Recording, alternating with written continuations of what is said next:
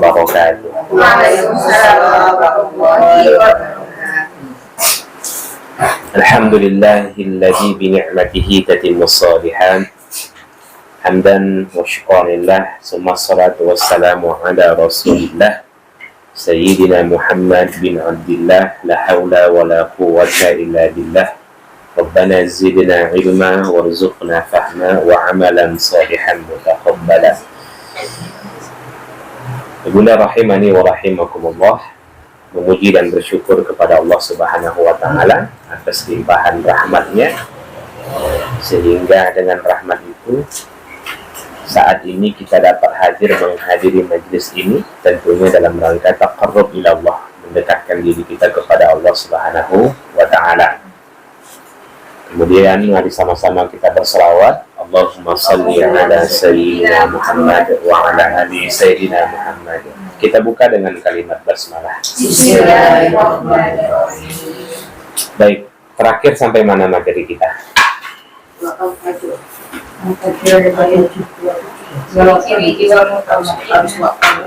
Al-Fajr. Iya, ayat 2. Berarti kemarin itu satu ayat ya, Bunda? Iya. Ciri aja dan Iya. Baik. Surah Al-Fajr ayat 28.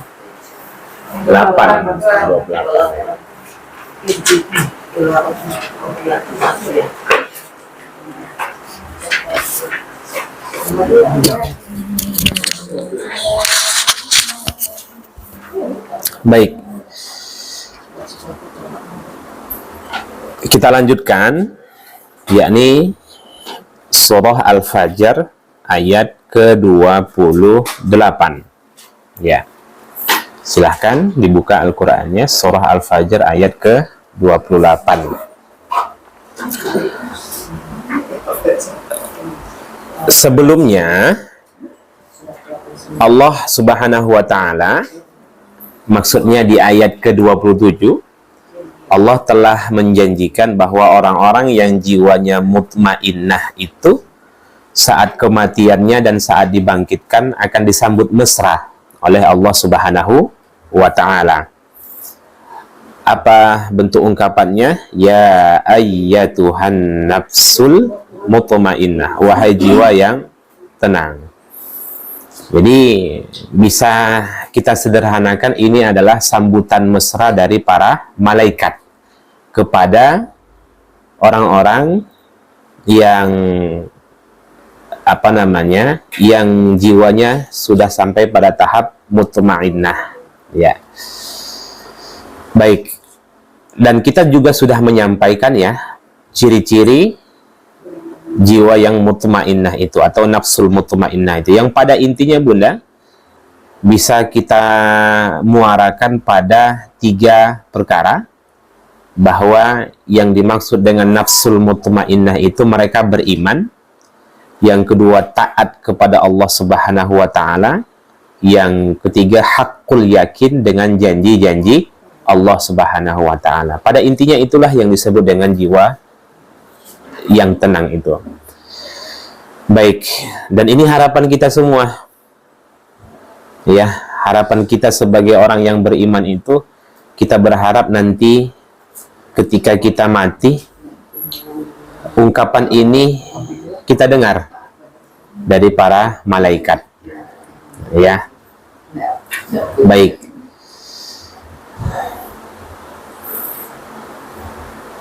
Sekarang kita masuk ayat ke-28. Irji'i ila rabbiki radiyatan mardiyah. Irji'i itu terambil dari kata roja'a. Ya. Dari kata roja'a itu nanti terbentuk rujuk, pulang atau kembali. Ya. Baik, irji'i ila rabbiki radiyatan mardiyah, kembalilah kepada Rabbmu dengan radiyah, dengan ridho mardiyah yang diridhoinya. Ada nama temannya Mardiyah? Ada, Bunda. Baik. Nah, apa maksud dari ayat ini? Maksud dari ayat ini, Bunda, ini adalah sambutan mesra selanjutnya dari para malaikat. Ya. Sederhananya, Bunda, kalau kita bahasakan dengan bahasa kita, pulanglah menghadap Allah dengan ridho. Itu maksudnya, Bunda. Jadi nanti, ya ayyatuhan nafsul mutmainnah, irji'i ila rabbiki radiyatan mardiyah. Pulanglah menghadap Allah dengan ridho. Maksudnya adalah ridho dengan anugerah yang telah Allah janjikan. Maksud ridho di situ adalah ridho, ya, ridho dengan anugerah yang telah Allah janjikan. Adapun mardiyah di situ maksudnya dan diridhoinya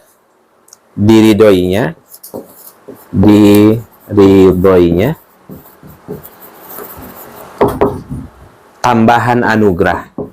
Kata para ulama maksudnya adalah tambahan anugerah. Nah. Baik. Jadi memang Bunda menjanjikan balasan kepada kita itu bukan semisal dengan kebaikan yang kita lakukan, tapi lebih dari kebaikan yang telah kita lakukan. Berbeda kalau kita bekerja dengan makhluk.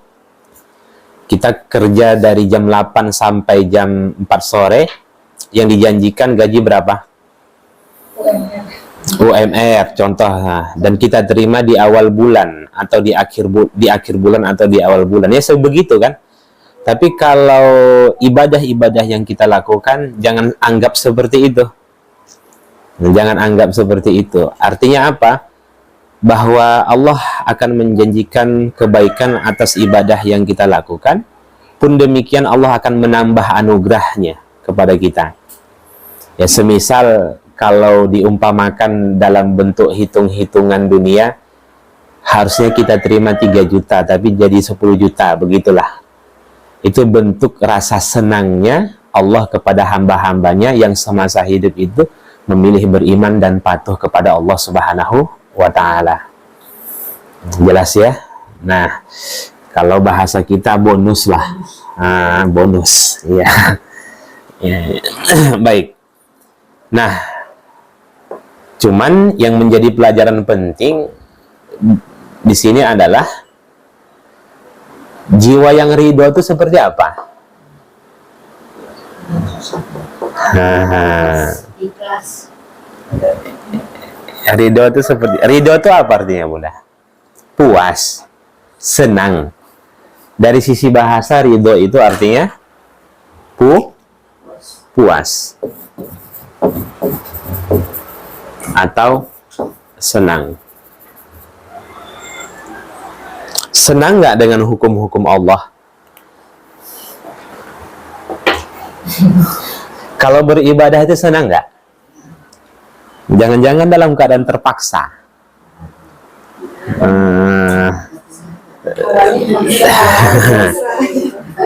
Memang ibadah itu di awal-awal harus dipaksakan, tapi jangan sampai Bunda beribadah itu terpaksa terus. Anak itu memang sholat di awal-awal harus dipaksakan, tapi nggak boleh anak itu sholat dalam keadaan terpaksa terus. Ya, oke. Jadi, namun ini sudah kita bahas juga, ridho ini Bunda nggak akan muncul, tidak akan muncul kalau dia tidak husnuzon, ya, husnuzon.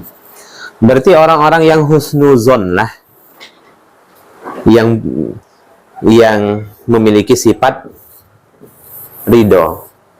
Paham? Bisa dipahami? Mungkinkah ridho itu dimiliki bagi orang yang suuzon? Nggak mungkin.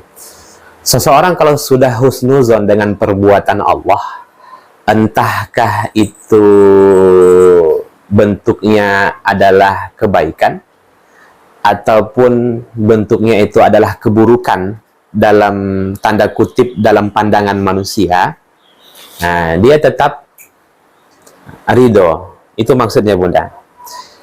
Diberi nikmat oleh Allah, dia ridho. Diambil nikmat itu juga dia ridho. Kenapa? Karena dia husnuzon. Nah, paham ya? Seseorang kalau diambil nikmat itu dalam hidupnya, kemudian dia malah sibuk menyalahkan orang lain, nah, itu menunjukkan bahwasanya dia tidak husnuzon. Dari mana munculnya husnuzon? Ketika dia sudah mengenal Allah, ma'rifatullah. Ya, ma'rifatullah. Jadi kalau seseorang sudah kenal Allah, kenal dia sifat dan perbuatan Allah, muncullah husnuzon. Oke, ketika dokter mengatakan, ketika dokter mengamputasi kaki seseorang, dia nggak suuzon dengan dokter itu. Kenapa? Hah? Tidak, ketika seorang dokter mengamputasi salah satu kakinya, dia nggak suuzon dengan dokter itu. Kenapa? Hah? Nggak, ini sekarang bukan cerita Allah nih, ini cerita dokter. Ketika dokter mengamputasi salah satu kakinya, dia nggak suuzon dengan dokter itu. Kenapa? Dia yakin bahwasanya dokter mengamputasi salah satu kakinya untuk menyelamatkan hidupnya. Paham ya? Bawalah itu dalam berkehidupan. Bawalah itu dalam berkehidupan. Jadi terkadang Allah memberi musibah kepada kita untuk terhindar dari musibah yang lebih besar. Nah, jadi kita nggak akan menyalahkan dokter kalau memang itu pilihan. Memilih bertahan hidup itu kan lebih utama daripada kematian. Syaratnya bagaimana? Harus dipotong salah satu.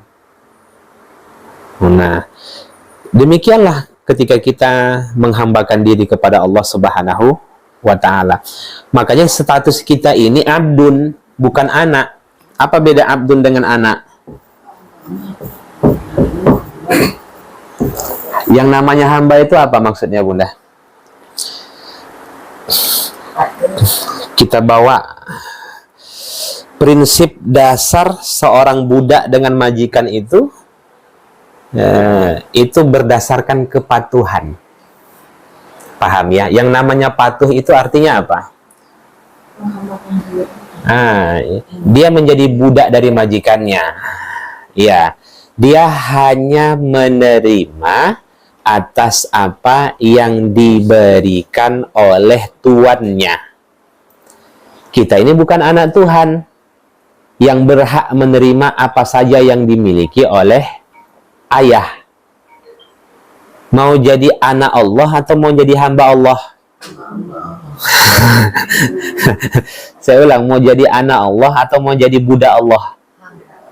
Nah, kalau jadi anak Allah itulah nanti. Aku sudah buat seperti ini, buat seperti ini. Tapi kenapa kau balas seperti ini ya Allah? Itu karena dia memposisikan dirinya anak Allah.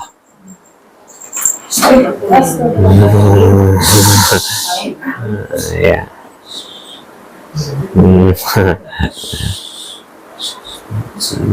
Yang namanya anak itu berhak memiliki apa yang dimiliki oleh ayahnya.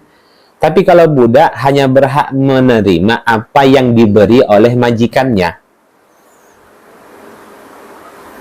Paham ya? Nah, jadi posisikanlah kita sebagai budak. Bukan budak manusia, bukan budak dinar, bukan pula budak dirham, tapi budak Allah Subhanahu wa ta'ala. Yang namanya budak itu Bunda, apa saja yang dia kerjakan, dia pastikan itu dapat menyenangkan tuannya. Paham ya? Apa saja yang dia kerjakan itu dipastikan itu dapat menyenangkan tuannya. Dia tidak akan melakukan sesuatu yang menjadi sebab majikannya murka. Itulah budak itu. Jadi awal kita kan sudah aku ini hamba, tapi ternyata apa? Dia yang menjadi Tuhan. Apa buktinya dia yang menjadi Tuhan? Ketika dia berdoa, dia memaksakan Tuhannya agar mengabulkan doanya. Atau dia memaksakan agar Tuhannya itu bisa mengabulkan apa yang dia minta. Paham? Ya Allah, aku ingin ini, aku ingin ini, aku ingin ini, aku ingin ini. Dia nggak minta yang terbaik. Tapi dia paksakan bahwasanya apa yang dia pilih itu harus dikabulkan. Sekarang pertanyaannya, dia saat itu posisi sebagai budak atau sebagai Tuhan? Kan dia ngatur Allah jadinya Bunda. Kan dia ngatur Allah kan? Harusnya kita yang diatur oleh Allah. Nah, jadi itu penting ya. Kalau kita sadar betul kita ini abdun, tidak mungkin kita sombong. Apapun kedudukannya, apapun jabatannya, setinggi apapun ilmunya, ingat dia itu budak. Nah, itu dia budak. Ya. Baik. Nah, kembali lagi. Berarti Bunda, orang yang beriman itu senang nggak pulang kampung? Senang, kan gitu tuh. Iya. Kenapa dia senang pulang kampung? Pertama, dia sudah yakin dengan janji-janji Allah. Yang kedua, dia sudah membawa bekal yang banyak. Nah, yang namanya kita itu kan kalau pulang kampung senang Bunda. Ada orang yang nggak senang pulang kampung. Kan gitu tuh. Ingin bertemu dengan orang tua. Tapi kalau ditanya pilih mati sekarang masuk surga atau 5 tahun lagi mati masuk surga, dia bilang 5 tahun lagi, gitu kan. Berarti memang besar kali lah cintanya dengan dunia kan. Ya. Baik. Nah, ingat takut dengan kematian itu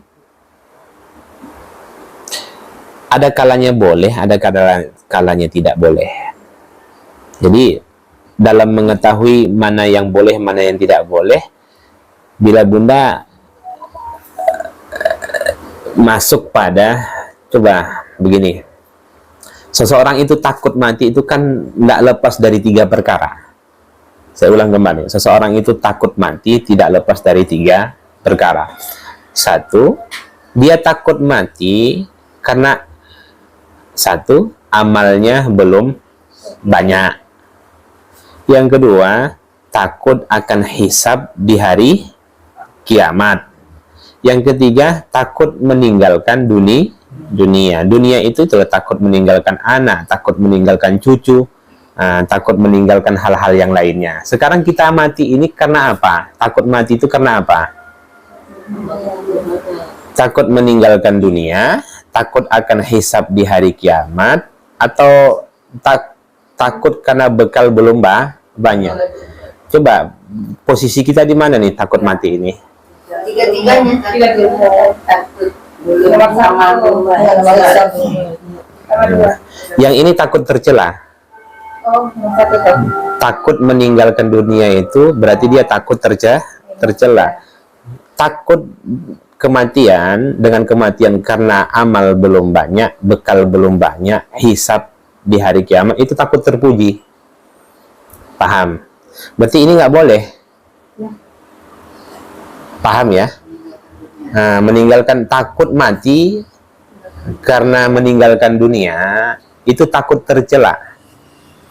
Kenapa yang 2 ini takut terpuji? Kenapa yang dua ini takut terpuji?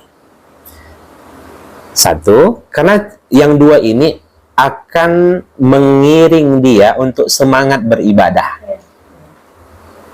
Tapi yang ini, takut yang nomor satu ini, sampai tua pun dia akan malas beribadah.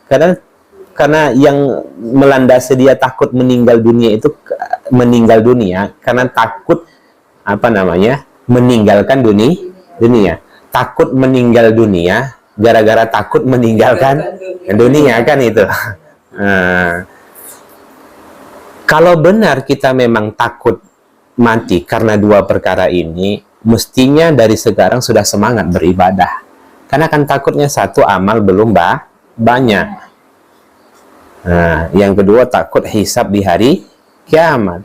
Harusnya kalau benar ya, seseorang takut karena ini, saat ini dia sudah semangat beribadah. Tapi kenapa dia belum beribadah dengan maksimal? Berarti sebenarnya dia takut meninggalkan dunia. Dia takut meninggalkan dunia.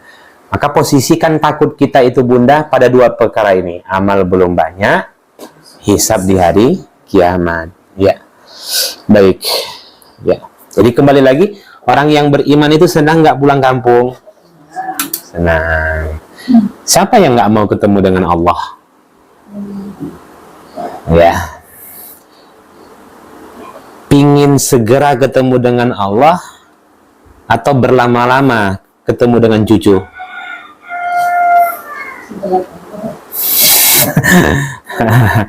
Ayo, nah. Jawaban yang mana nih? Kalau bertemu dengan Allah itu kan ibaratnya kan manusia kita. Apakah seperti kita ini bisa? Nah, itu kan Allah sudah janjikan siapa saja yang taat mayyuti'illah war rasul faulaika ma'alladzi an'amallahu 'alaihim minan nabiyyin wasiddiqin wasyuhada wassalihin wa hasuna ulaika rafiqa. Kan itu kata Allah. Siapa saja yang taat kepada Allah dan Rasul, apapun latar belakangnya, apapun profesinya, tukang bututkah dia, pengembalakah dia, nelayankah dia, dokterkah dia, walaupun dia dipandang rendah oleh manusia, sepanjang dia taat dengan Allah dan Rasul, dia akan masuk surga bersama dengan orang-orang soleh lainnya. Itu letak keadilan Allah itu. Jadi yang ketemu dengan Allah itu bukan hanya para nabi dan Rasul. Yang penting dia taat kepada Allah dan Rasul. Ya. Baik. Ya. Jadi nanti ketika dia mati dan ketika dia dibangkitkan, dia akan mendengar dua sambutan mesra ini. Ya ayyatuhan nafsul mutmainnah irji'i ila rabbiki radiyatan mardiyah. Nggak usah jauh-jauh lah. Kalau ada seorang yang kita senangi dalam hidup kita, kita hormati, memang kita sanjung-sanjung, kemudian dia mengundang kita untuk masuk ke rumahnya, kemudian dia siapkan jamuan-jamuan yang terbaik, kemudian ketika kita masuk dia katakan silahkan. Dia sangat menghormati kita. Senang nggak bunda? Tapi kalau silahkan, ada tamu, masuk gitu, masuk, begitu masuk karpet nggak dibentangkan, minum nggak disediakan. Itu menunjukkan bahwasanya dia tidak hormat dengan kita. Itu masih sebatas manusia. Ini yang menciptakan kita seperti itu kepada kita. Gimana bunda? Makanya rahmat Allah itu mendahului murkanya. Ya. Baik, kita lanjutkan. Kemudian seruan selanjutnya, fadkhuli fi ibadi. maka masuklah ke dalam golongan hambaku. Nah, ini seruan selanjutnya Bunda. Maksudnya, yuk gabung dengan hamba-hambaku yang soleh lainnya. Nah, itu Bunda. Bisa dipahami ya? Nah, kadang-kadang bahasa seperti ini yang lebih mudah dicerna untuk emak-emak. Ya, yuk gabung dengan hambaku yang soleh lainnya. Gitu. Berarti ini menjadi pengajaran penting bagi kita. Ketika dia telah mati, jiwanya mutmainnah, ruhnya akan dipertemukan dengan hamba-hamba yang soleh lainnya. Demikian juga kalau ternyata dia adalah orang yang buruk, maka ruhnya akan dipertemukan dengan orang-orang yang buruk. Nanti juga dibangkitkan demikian Bunda. Dia akan dibangkitkan dan dikelompokkan bersama orang-orang yang baik. Nanti ketika dia dibangkitkan, ada yang dikelompokkan bersama orang-orang yang buruk. Jadi kalau mau ketemu dengan Michael Jackson, Jackie Chan, dan lain sebagainya, jadilah orang buruk supaya kumpul nanti di sana bersama mereka. Ya, baik. Kan ada orang-orang yang mengidolakan artis daripada Rasulnya, kan? Nah, ya. Baik. Nah, jadi ketika mati, ruhnya akan dipertemukan dengan ruh-ruh soleh lainnya, dan ketika bangkit, dibangkitkan dengan orang-orang soleh lainnya. Itu maksud dari fadkhuli fi ibadi. Berarti kayak kami ini bisa bertemu dengan orang tua ya kan? Sepanjang tiketnya sama. Sepanjang tiketnya sama. Tapi kalau Bunda tiketnya ke Sumbar, orang tua Bunda tiketnya ke Jakarta,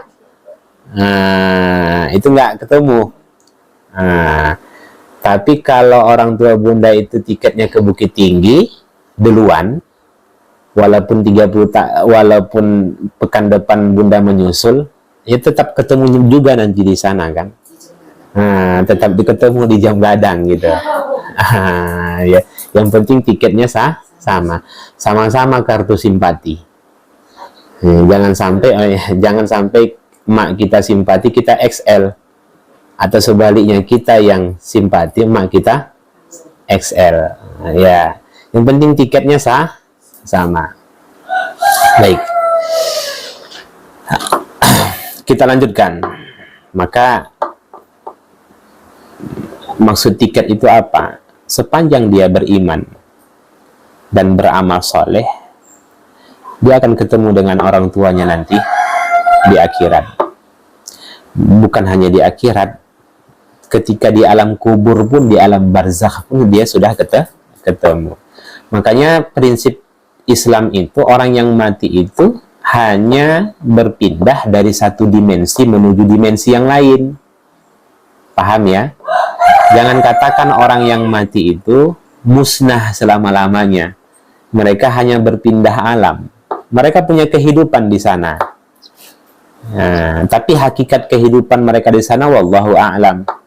Jangan tanya sama saya, ada nggak mall di sana Ustadz? Ada nggak pasar kaget di sana? Wallah. Ya, baik.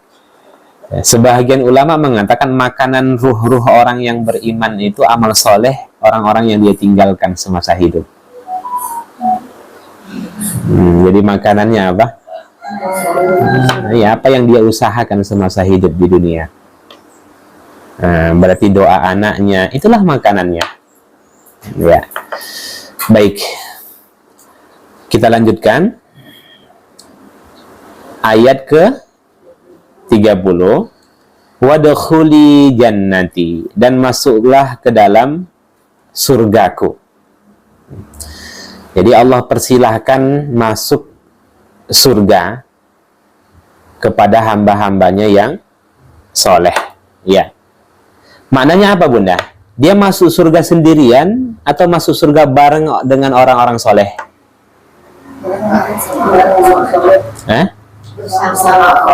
Bersama dengan orang-orang soleh. Karena di awal ayat di situ, masuklah ke dalam golongan hambaku. Baru setelah itu wadkhuli nanti. Kata para ulama bahwa seseorang masuk surga itu tidak sendirian. Nah, bukan seperti masuk seperti ini. Jadi bareng gitu, per kelompok. Nah, ya.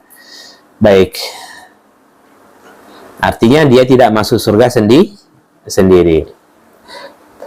Alhamdulillah selesai surah Al-Fajr. Muncul pertanyaan. Kepada siapa ayat ini ditujukan? Nah, secara tekstual ya, suatu ketika surah ini turun, ya, Bunda, saat itu Abu Bakar As-Siddiq itu berada di samping Nabi. Kemudian Rasulullah Shallallahu Alaihi Wasallam pun membacakan surah Al-Fajr dari awal sampai akhir. Setelah Rasulullah bacakan surah Al-Fajr ini sampai akhir, apa yang Abu Bakar katakan? Ya Rasulullah, begitu indahnya ayat itu dan begitu bahagianya hamba itu. Maksudnya apa? Karena sampai disuruh seperti itu. Maka Rasulullah mengatakan, ingatlah wahai Abu Bakar, ketika kamu mati, maka kalimat-kalimat ini akan kamu dengar. Maka saat Abu Bakar mendengar apa yang disampaikan oleh Rasulullah Shallallahu Alaihi Wasallam, maka saat itu Abu Bakar pun menangis.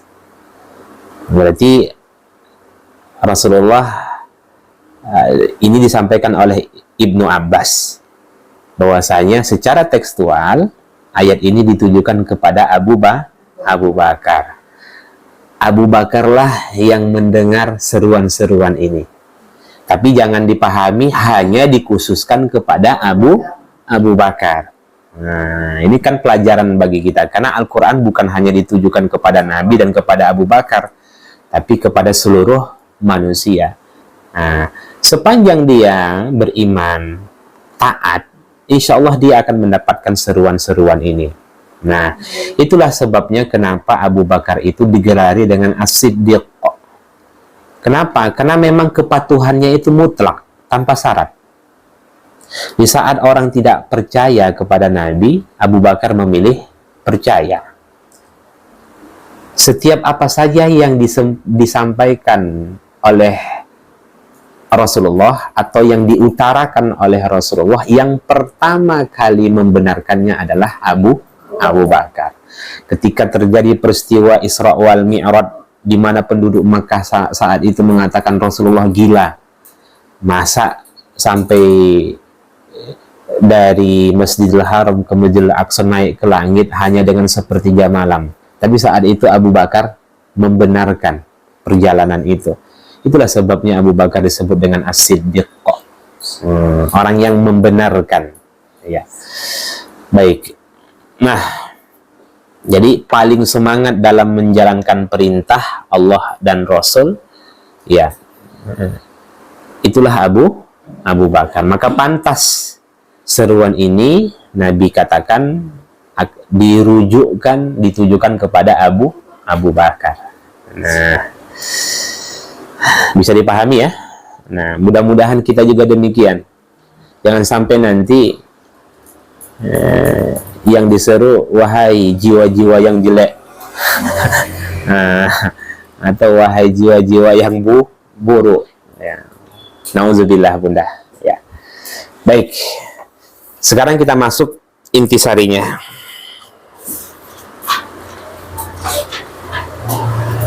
Pertama,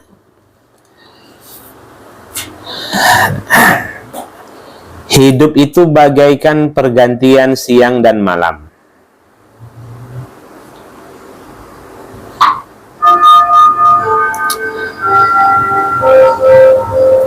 Ada yang diwafatkan Allah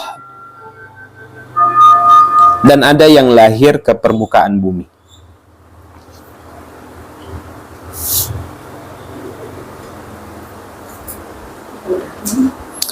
Ada yang diwafatkan Allah dan ada yang lahir ke permukaan bumi.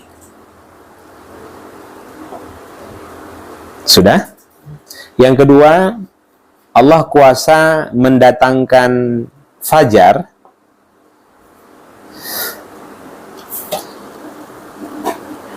yang menghapus kegelapan malam.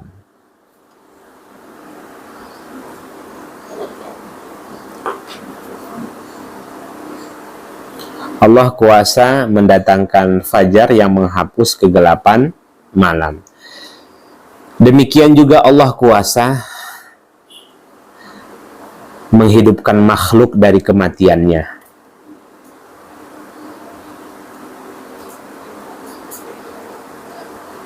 Jadi silih pergantian malam dan siang itu Bunda, pada dasarnya itu bisa kita ambil ibrohnya, salah satunya adalah mengingatkan akan kematian, ya, mengingatkan akan kematian dan hari kebangkitan, ya.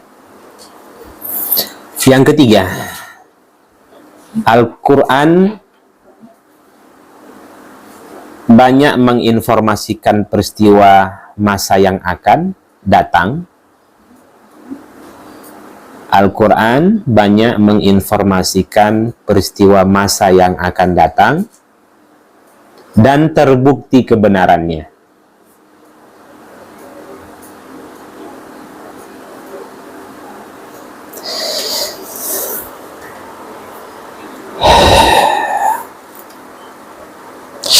Jadi kalau kita melihat Bunda, apa yang disampaikan oleh Allah sejak lebih dari 1400 tahun yang lalu secara sains terbukti sekarang. Sedikit demi sedikit itu terbukti dan tidak bertolak belakang, ya. Dan kita lihat bagaimana Allah menyampaikan tentang masa yang akan datang, itu terjadi saat ini.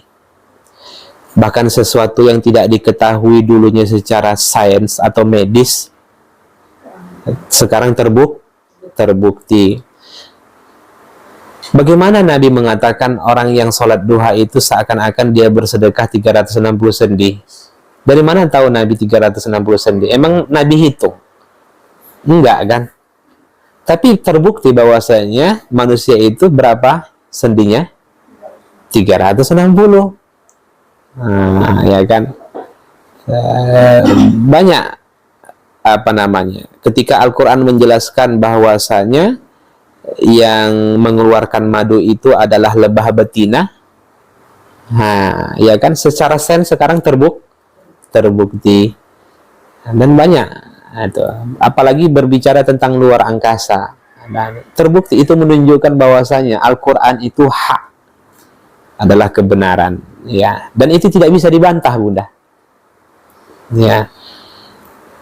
Oke. Sains yang membenarkan Al-Quran atau Al-Quran yang membenarkan sains?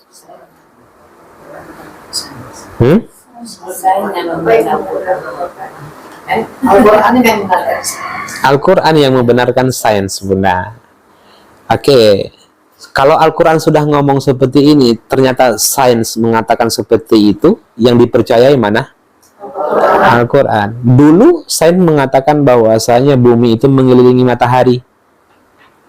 Al-Quran mengatakan tidak. Paham ya? Ketika Al-Quran mengatakan bahwasanya matahari itu bukan hanya mengelilingi bumi, tapi mengelilingi Bima Sakti selama 360 hari. Sekarang berubah sains bahwasanya mataharilah yang mengelilingi Bima Sakti. Dulu kita waktu belajar di SD, bumi mengelilingi matahari, kan gitu. Benar nggak mereka itu ke langit, keluar angkasa? Allahu a'lam, Bunda. Ya. Baik. Lanjut. Yang keempat, kehancuran masyarakat bukan disebabkan keterbelakangan pembangunan,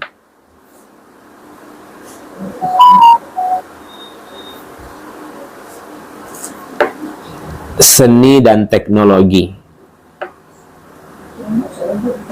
Kehancuran masyarakat bukan disebabkan keterbelakangan pembangunan, seni dan teknologi.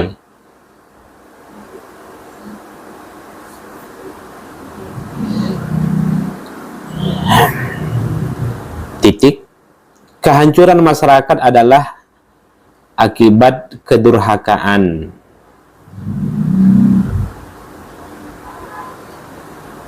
kepada Allah Subhanahu wa ta'ala.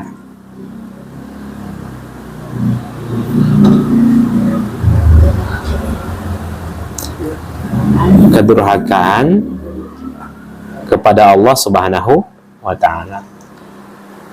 Lihatlah kaum-kaum terdahulu seperti kaum Ad, kaum Samud, dan Fir'aun.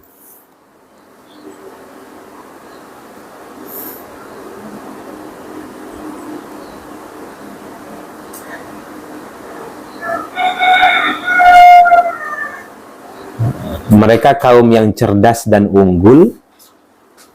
Mereka kaum yang cerdas dan unggul. Namun mereka dibinasakan oleh Allah Subhanahu wa ta'ala.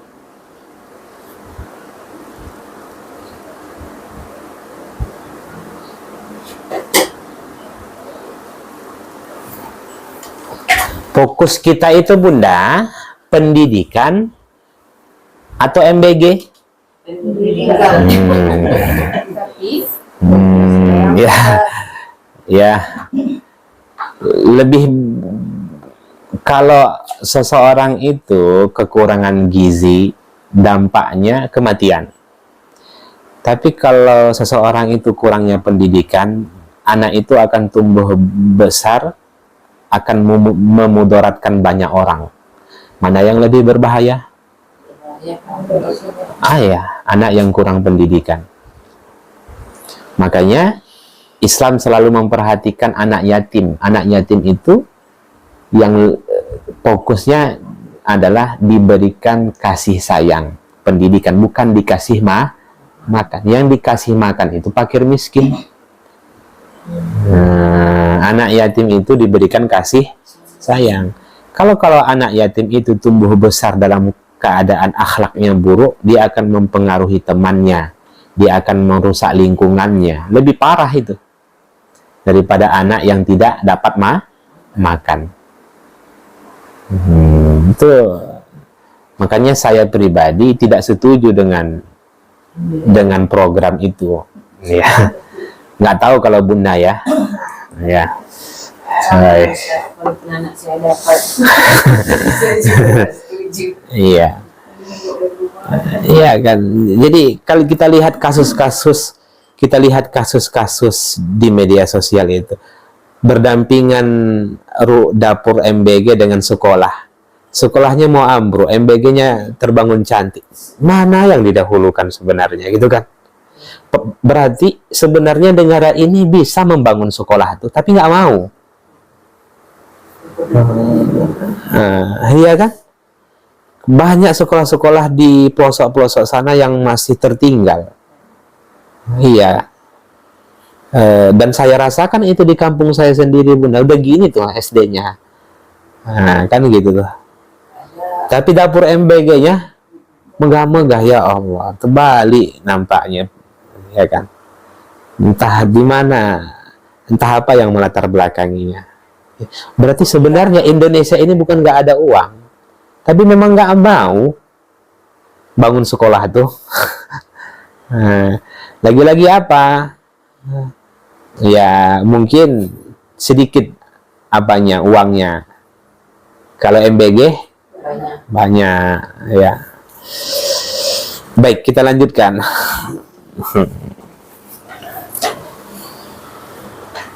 Yang kelima, jangan pernah menduga.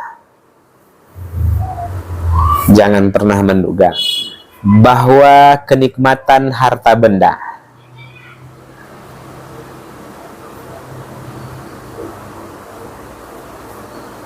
atau keterbatasan harta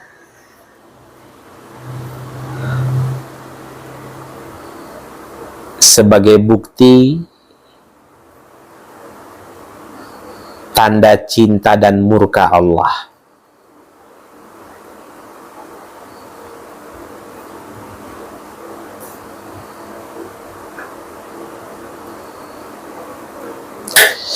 itu semua hanyalah ujian kehidupan.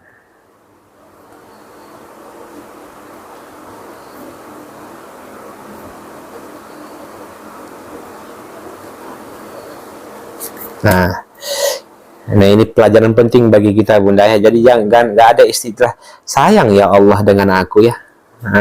Buktinya apa? Punya rumah mewah, punya kendaraan banyak, nggak ada dapat masalah. Sayang ya enggak. Itu hanya sebagai ujian. Ingat bunda, kita sebagai mukmin itu pikiran positif itu wajib. Pikiran positif.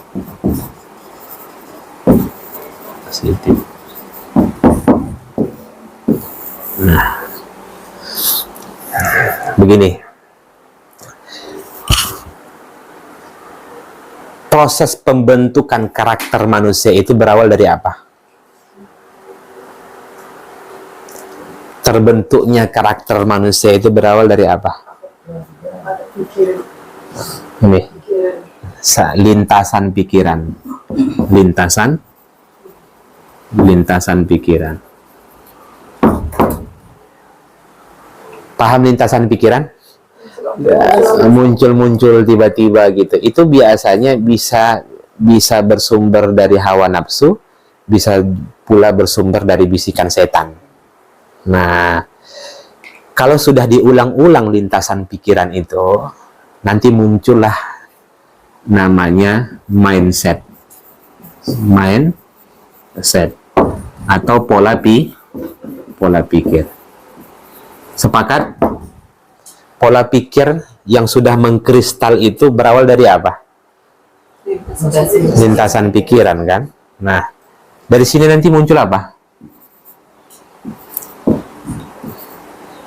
Kecenderungan ingin melakukan. Ada kecenderungan hati ingin melakukan. Baru muncul tuh, ada kecenderungan hati kita ingin melakukan. Itu berawal dari apa? Dari pola pikir lah. Ya. Kecenderungan hati ingin melakukan. Setelah itu apa? Munculnya tekad yang kuat. Tekad kuat berasal dari mana? Kecenderungan hati ingin melakukan. Dari tekad yang kuat ini muncullah nanti tindakan. Tindakan ini muncul dari mana? Tekad yang kuat. Baru setelah itu kebiasaan. Dari mana? Tindakan yang dilakukan secara berulang-ulang. Paham bunda? Kebiasaan baik dan buruk itu berawal dari mana? Berawal lintasan pikiran. Terserah. Kalau mau jadi orang yang punya karakter buruk, berpikirlah yang buruk-buruk. Nah, kalau ingin menjadi orang yang baik, berpikirlah yang baik. Ya. Makanya hati-hati pikiran itu bunda, ya. Dan tidak bertentangan kalau Ibnu Qayyim mengatakan yang pertama itu disebut dengan, lupa saya, lintasan pikiran itu al-khatirah, sedangkan yang kedua itu disebut dengan al-fikrah, yang ketiga itu disebut dengan al-iradah, yang keempat itu disebut dengan al-azimah, yang kelima itu disebut dengan amal, yang keenam itu disebut dengan al-adah, kebiasaan. Nah, kebiasaan itu berawal dari mana? Itu benar. Ya. Jadi terus berpikir positif itu membuat hidup orang tentram. Dan itu tidak bertentangan dengan Al-Quran dan Sunnah. Ana inda zonni abdi bi. Aku sesuai dengan prasangka hambaku. Ya kan? Ini musibah yang kita terima itu kalau kita anggap itu adalah murka Allah, ya itu jadi akan murka. Kalau kita anggap bahwasanya musibah itu adalah ujian untuk mengangkat derajat kita, maka musibah itu akan mengangkat derajat kita. Bahkan dalam berdoa pun Allah tidak akan mengabulkan orang-orang yang berdoa yang di mana hatinya lalai. Berarti Allah hanya mengabulkan apa? Orang-orang yang hatinya yakin. Ya. Baik. Dan penyakit-penyakit itu muncul dari mana? Pikiran bunda.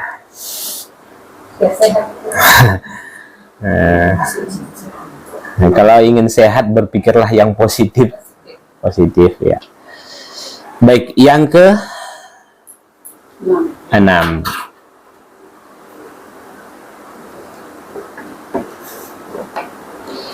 Jika kamu tidak bisa tampil sebagai orang yang terdepan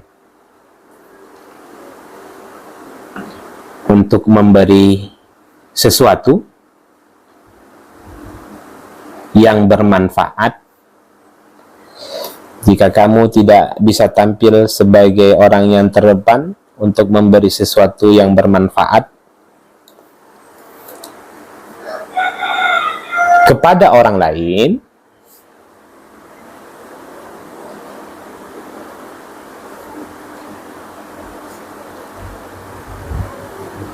paling tidak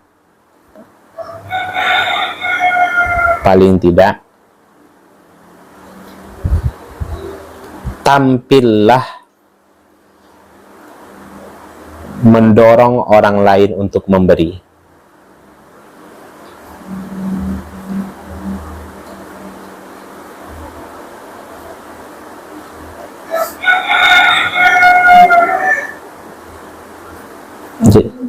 Tampillah. Jadi berbagai cara sebenarnya kita bisa menolong orang ya bunda. Kalau nggak bisa kita mengeluarkan harta kita, kalau memang nggak ada harta, maka setidaknya yang mesti kita lakukan adalah ajak orang lain. Nah, ya kan? Ya itu. Jadikan diri kita sebagai jembatan amal soleh. Intinya itu. Tapi jangan sampai sibuk menjadi jembatan, ada harta, ngajak orang bersedekah, dia sendiri tak bersedekah. Ya, itu ada yang salah tuh. Ya.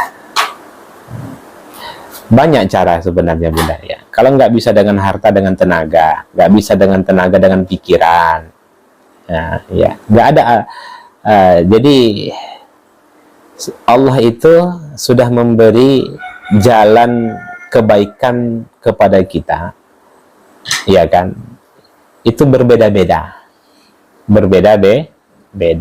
Ada yang mungkin jalan kebaikannya dengan harta, ada yang jalan kebaikannya dengan tenaga, ada yang dengan ilmu, dan lain-lainnya. Ya. Baik. Kita lanjutkan yang ke-7. Melupakan Allah ketika bergelimang harta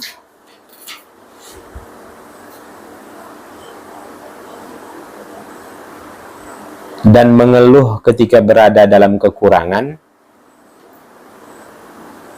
bukanlah sifat orang yang beriman.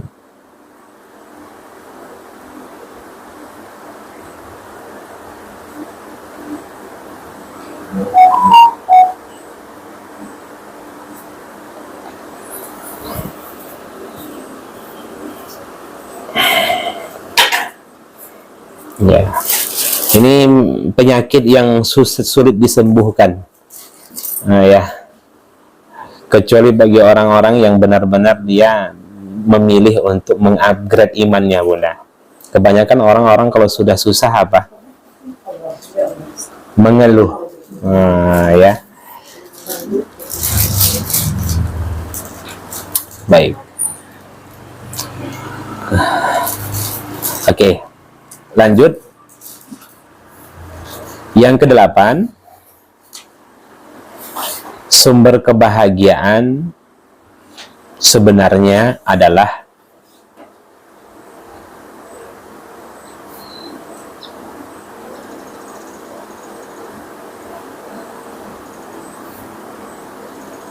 amal soleh.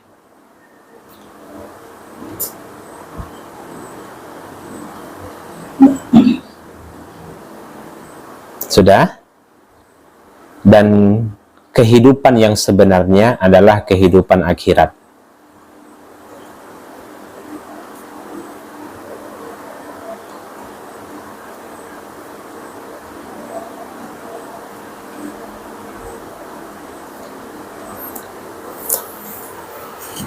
Mindset ini Bunda harus kita bentuk ya. Begini. Kalau fokus seseorang itu menjaga imannya, kalau fokus seseorang itu menjaga imannya, Allah penuhi segala kebutuhannya. Tapi kalau dia tidak fokus menjaga imannya, maka hidupnya akan bermasalah. Dia akan merasa serba kekurangan dalam hal apapun. Ya, itu penting. Ya. Contoh, apa contoh Ustadz kalau seseorang itu fokus menjaga imannya, Allah penuhi segala kebutuhannya. Lihatlah, simaklah, dengarlah kisah pemuda Ashabul Kahfi yang fokus mereka itu menjaga iman mereka, Allah penuhi segala kebutuhannya. Mereka hidup selama 309 tahun tanpa makan, tanpa minum, tanpa buat dosa, dan terus beramal soleh. Kenapa? Karena selama 309 tahun mereka tidur. Ada dosa yang mereka lakukan? Karena dosa dalam keadaan tidur, dalam keadaan buat dosa itu tidak dihitung dosa. Nah, jadi kalau Bunda tertidur nampar-nampar suami nggak berdosa. Nah, sepanjang benar-benar tidur. Ya. Nunjang-nunjang suami nggak berdosa. Selama memang benar-benar tertidur. Kalau tidurnya itu memang karena Allah, maka selama tidur itu pula dihitung pahala. Kebayang nggak? Pemuda Ashabul Kahfi itu 309 tahun nggak buat dosa. 309 tahun itu dapat pahala. Mereka bisa hidup tanpa makan, tanpa minum. Hilang rasa takut mereka. Hilang karena ditidurkan kan. Itu gara-gara apa? Hanya satu, fokus jaga apa? Jaga iman.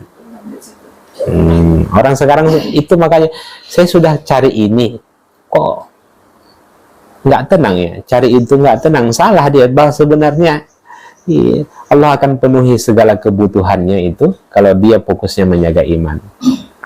Ya, baik. Itulah sebabnya kita lihat banyak orang-orang yang sudah dulu menganggap kebahagiaan itu adalah, harta itu adalah sumber kebahagiaan. Sekarang balik lagi dari awal, hadiri majelis ilmu dan lain sebagainya, ternyata dia nggak dapatkan itu. Jadi start dia dari awal. Banyak kita temukan seperti itu ya. Ya. Baik. Kita temukan juga ada orang-orang yang hidupnya penuh dengan ujian tapi santai saja. Ada tuh? Ada orang yang ujiannya sedikit, kayak macam dia aja yang punya masalah dalam hidup ini. Itu gara-gara apa? Iman. Masalahnya iman, Bunda. Ya. Baik. Yang dipersoalkan dalam hidup ini soal ujian atau jawaban ujian kalau nilainya rendah. Jawaban. Nggak boleh Bunda persoalkan soal ujian. Kalau Bunda lagi menjawab ujian, kemudian keluar nilai 20. Yang Bunda salahkan itu soalnya. Yang seharusnya yang Bunda salahkan yang mana? Jawaban. Ujian pernah salah?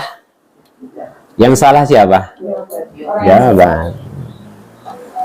Nah, jadi bukan masalah anakmu diambil, bukan masalah suamimu seperti itu, bukan masalah hartamu sebatas ini, bukan masalah kakimu itu diambil, matamu itu diambil. Masalahnya adalah kamu dalam menjawab semua ujian-ujian itu.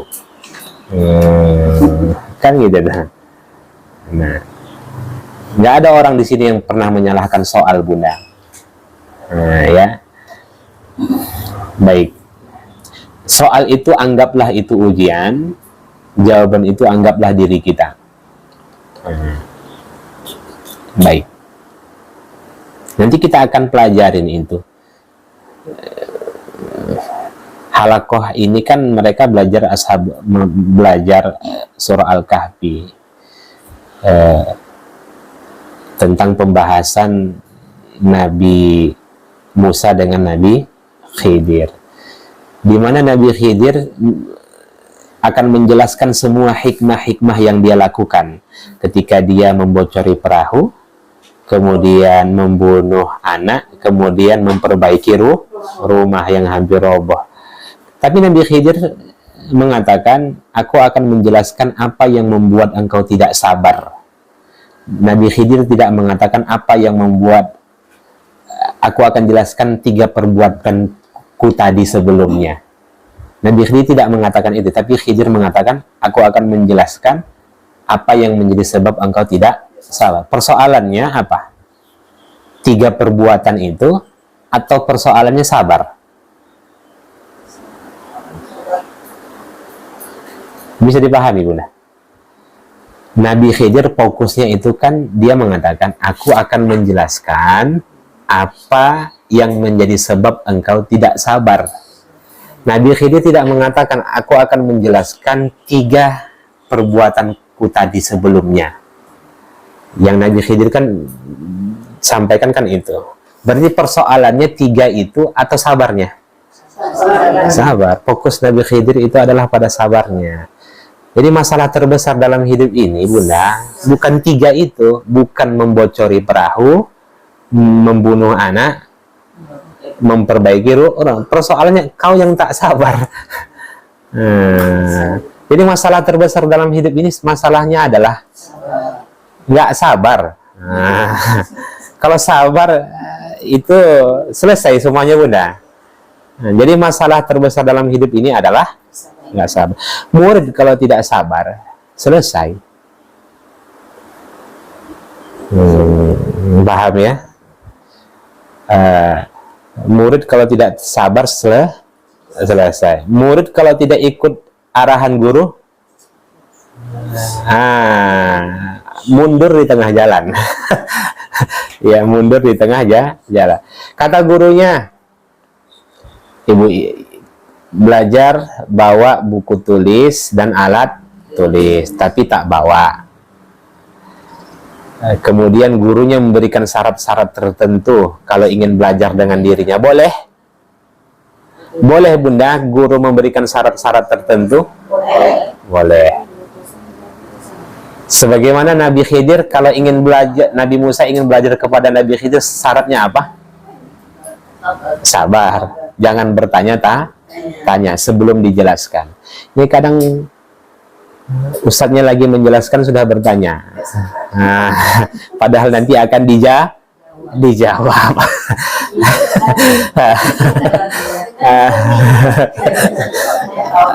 Oke.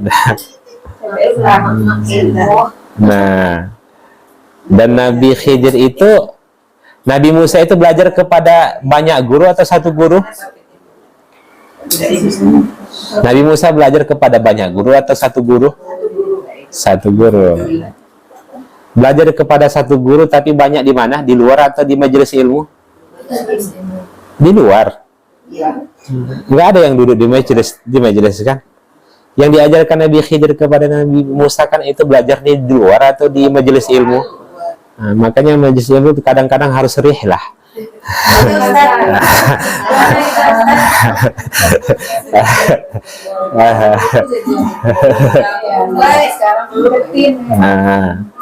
Jadi,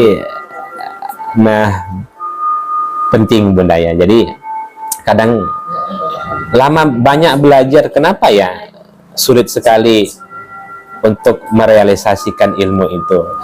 Jangan-jangan ada yang kurang adab di dalam menghadiri majelis ilmu. Ya, baik. Kita lanjutkan yang terakhir. Ya, mereka yang taat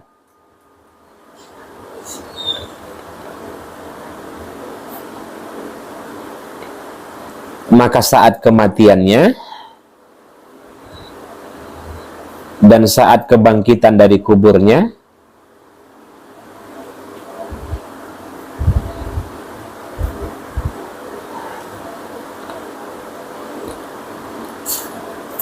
serta saat masuk ke dalam surga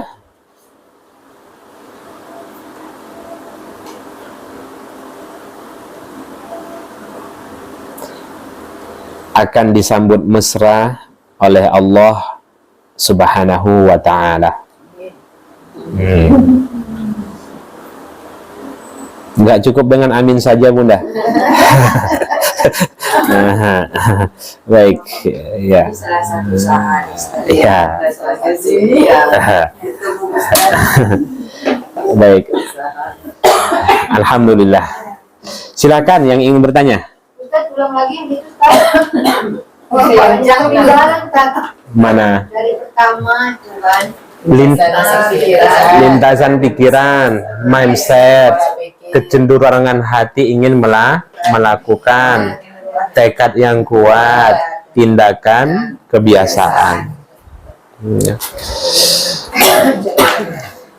Maklum dulu pingin dokter tapi nggak lulus, Bunda.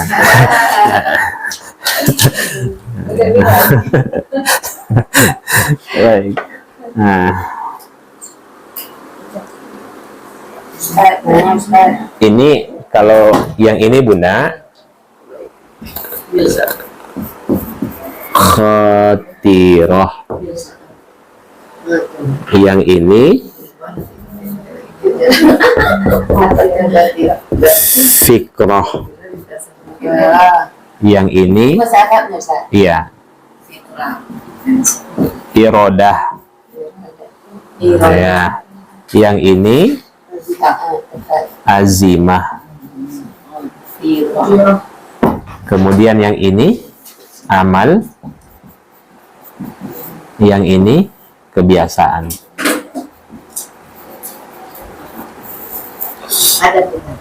Al-adah. Adat kalau bahasa kita, Bunda. Adat itu apa artinya? Kebiasaan. Ya. Iya. Kalau zakat harta Ustaz, apa harus uang atau boleh sembako? Karena setiap tahun itu ada yang titip biasa Ustaz. Dulu dia nggak bilang kalau itu zakat harta dia, saya pikir kan ini. Boleh, nggak ada masalah. Mau ditunaikan dalam bentuk barang, boleh, atau ditunaikan dalam bentuk uang juga boleh. Idealnya sebenarnya pada dasarnya kalau uang. Iya, uang. Kalau barang kan gitu. Tapi kalau dalam bentuk uang itu boleh, ya kan? Bahkan dalam bentuk barang pun juga boleh ditunaikan dalam bentuk uang, seperti zakat pertanian. Umpamanya harusnya kan dia padi, tapi dia uangkan, itu boleh. Tidak ada larangan dalam hal itu. Sesuai konteks yang dibutuhkan oleh si penerima. Apa yang paling dia butuhkan? Kalau kita tahu bahwasanya dia adalah mustahak, yang dia butuhkan apa? Ternyata dia butuh biaya untuk pendidikan anaknya. Berarti saat itu kita lebih pada pendistribusian uang. Dan boleh dicicil sepanjang itu dia niatkan dia niatkan untuk zakat. Contohnya zakatnya sebenarnya hari ini sebesar 10 juta, tapi tidak dia tunaikan secara keseluruhan. Umpamanya 3 juta. Kemudian nanti sepekan lagi 3 juta.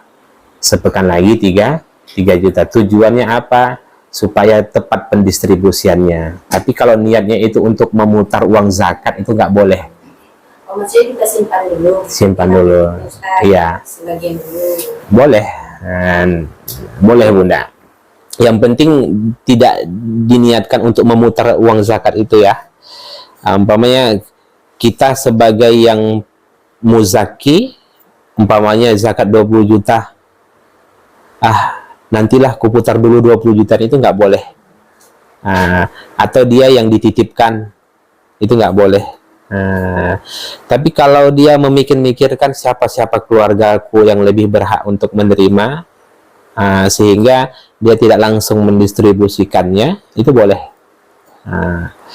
Jadi boleh data kita kasihkan ke saudara kita. Iya, yang tidak boleh itu ke atas dan ke bawah. Kalau ke samping, ke samping itu khusus istri. Istri tidak boleh dizakati, orang tua tidak boleh dizakati, anak tidak boleh dizakati, cucu pun tidak boleh dizakati. Tapi kalau saudara boleh dizakati. Saudara kandung, kakak, abang, dan lain sebagainya, ya, tidak boleh dizakati. Karena cucu itu termasuk orang-orang yang wajib untuk dinafkahi. Baik. Ada? Ini saya menurunkan ya kan, Iya. sekian juta. Terus kita bagi-bagi itu boleh tak? Sebagian untuk adik, sebagian lagi untuk ini. Nggak langsung fokus ke satu orang aja. Nah, aturannya begini, Bunda boleh menyalurkan seluruh zakat Bunda kepada beberapa asnaf.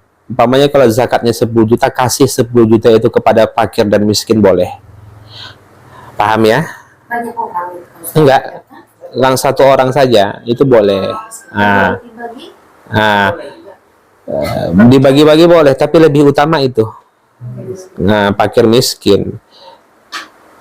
Lebih utama dia menyalurkan zakatnya kepada satu orang banyak daripada kepada banyak orang namun sedikit-sedikit. Paham? Karena kalau sedikit-sedikit itu tidak terpenuhi nanti hajatnya. Tidak terpenuhi hajatnya. Umpamanya ada di antara keluarga kita yang butuh uang untuk pendidikan anaknya sebesar 10 juta. Zakat kita saat itu memang 10 juta. Kasih 10 juta itu. Niatkan itu untuk zakat. Tapi yang tidak boleh itu adalah sepenuhnya kepada amil, nggak boleh. Sepenuhnya kepada fisabilillah, nggak boleh. Paham ya? Itu ada aturannya Bunda. Jadi bukan harus dibagi semuanya, bukan gitu. Malah lebih utama itu satu tapi banyak. Ya. Tapi kalau misalkan ada dua yang susah kayak mana? Misalkan ada dua saudara yang susah gitu. Iya. Zakatnya dibagi-dua bisa? Boleh, kan ditanya bicara tentang boleh, tapi kalau bicara tentang keutamaan, jika ternyata dengan memberikan zakat kita itu kepada si fulan dirasa banyak dan rasanya ketika kita memberi itu dia tidak lagi menerima zakat di tahun yang akan datang, itu lebih utama. Karena target zakat mal itu dia jangan menjadi mustahak lagi tahun depan. Zakat kita ini karena sedikit-sedikit akhirnya mustahaknya itu tiap tahun itu saja. Kan gitu sebenarnya Bunda. Ya kalau bisa zakat kita itu ya sampai dia nggak berhak lagi menerima zakat tahun depan kan. Harusnya gitu. Kalau dia miskin ya zakat kita itu, nah ini ada 10 juta, untuk gerobak ini 5 juta, untuk modal beli mihun, beli ini, sudah. Artinya dia punya dagangan jadinya. Begitulah zakat di masa Nabi. Jadi orang-orang yang menerima zakat di masa Nabi itu tahun depan nggak menerima lagi. Kenapa? Karena memang pendistribusian itu tepat dan banyak. Paham ya Bunda? Oke. Tapi kalau untuk adik ibu itu kan dikasih banyak, dalam 1 minggu tuh habis, nggak dipikirin modal. Gimana tuh? Perlu kontrol di situ Bunda. Karena dia jauh kan. Dia di Bogor sana. Perlu kontrol, sesekali Bunda sampaikan begitu kan. Kalau Bunda ingin ke adik itu yang terbaik, saya mau saya salurkan zakat saya, tapi dengan syarat harus nampak barangnya. Kalau ternyata tahun ini nggak nampak barangnya, uang itu nggak kamu gunakan untuk buat usaha dan sebagainya, tahun depan aku salurkan zakatku kepada yang lain.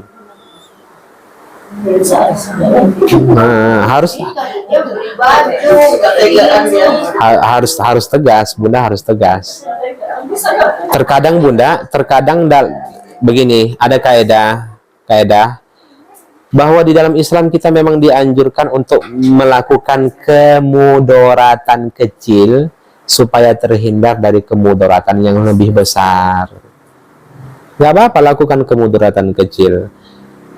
Nah, dengan apa? Dengan menghukum dia supaya apa? Kan untuk masa depannya. Paham ya? Kenapa kita boleh mengamputasi kaki pasien dengan tujuan supaya dia tidak mati? Itu lebih diutamakan. Kan gitu tuh. Membakar satu rumah agar tidak menjalar kebakaran itu pada rumah-rumah yang lain, itu lebih utama. Paham ya? Berbohong demi tujuan untuk tetap terjalin tali pernikahan itu lebih utama. Kalau memang tidak bisa dihindari. Ini kalau saya jujur nih, konsekuensinya nih pasti pasangan saya ini pasti akan menceraikan saya. Sehingga saat itu dia memilih berbohong.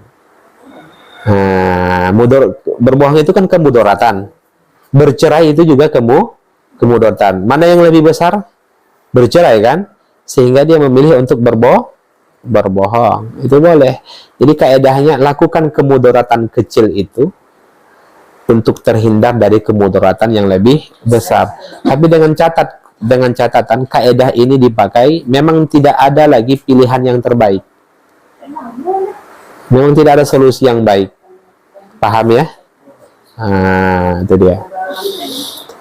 Baik, barakallahu fikum jami'an. Subhanakallahumma wa bihamdik, nasyhadu an la ilaha illa anta, nastaghfiruka wa natubu ilaik. Assalamualaikum warahmatullahi wabarakatuh.